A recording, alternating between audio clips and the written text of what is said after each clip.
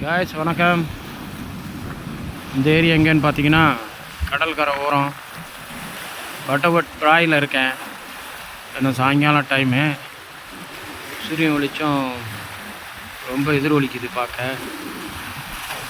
கடல் சீற்றம் வந்து தண்ணி காற்று கூட இருக்கனால இங்கே கல் வச்சுருக்காங்க. யாரும் பீச்சில் குளிக்க முடியாது. பிராய் பட்டவட் இது சும்மா அலை பயங்கரமாக வந்துக்கிட்டு இருக்கு. ஆனால் வந்து இங்கே குளிக்கிறதுக்கு யாருக்கும் அனுமதி இல்லை போல இருக்குது. எல்லாம் கல்லை கொண்டாந்து பாறையை கொண்டாந்து அடிக்கிட்டாங்க. இங்கே வந்து ஒரு ஹைவே பக்கத்தில் பிளாசா டோல் இருக்குது, அது பக்கத்துலேயே ஆர்என்ஆர் இருக்குது. சரி இங்கே என்ன இருக்குன்னு அப்படி பார்க்கலான்னு வந்தால் இங்கே கடல் பக்கத்துலேயே ரோடு போயிட்டுருக்கு. இது அப்படியே போனோம்னா அலோஸ்டார் போயிடும், அப்படியே பழைய ரோட்லேயே போயிடும். அப்படியே ஹைவேல போகிறவங்களும் போகலாம். ஆனால் காற்று ரொம்ப சிலுன்னு வீசுது. தண்ணியோட சீற்றமும் அதிகமாக இருக்குது இங்கே.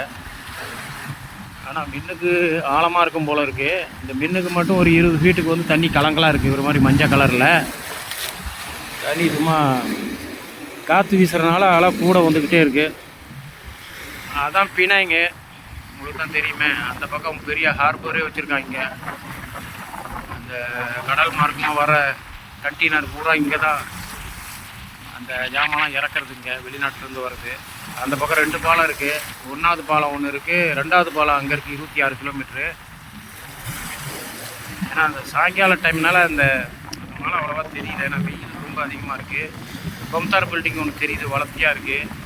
ஏகப்பட்ட கட்டடம் இருக்குது, சிங்கப்பூர் மாதிரி இருக்குங்க பார்க்க. கால நேரமாக இருந்தால் பார்க்க கொஞ்சம் நல்லா இருக்கும். இப்படி பார்த்தா கொஞ்சம் நல்லாயிருக்கு, கொஞ்சம் நல்லா பார்க்க முடியுது.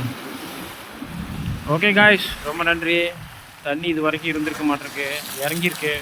மேலே வரைக்கும் அடிக்குது இங்கே தண்ணி, உப்பு தண்ணி தான்.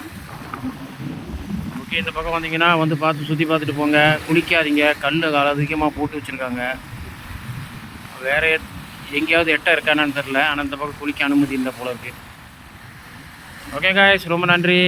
கடலை பார்த்துருந்தீங்கன்னா வந்து பார்த்துட்டு போங்க. இது இந்தியா பெருங்கடல், மலாக்கா ஸ்ட்ரீட்னு சொல்லுவாங்க. ஓகே, ரொம்ப நன்றி. அடுத்த வீடியோவில் சொல்கிறேன்.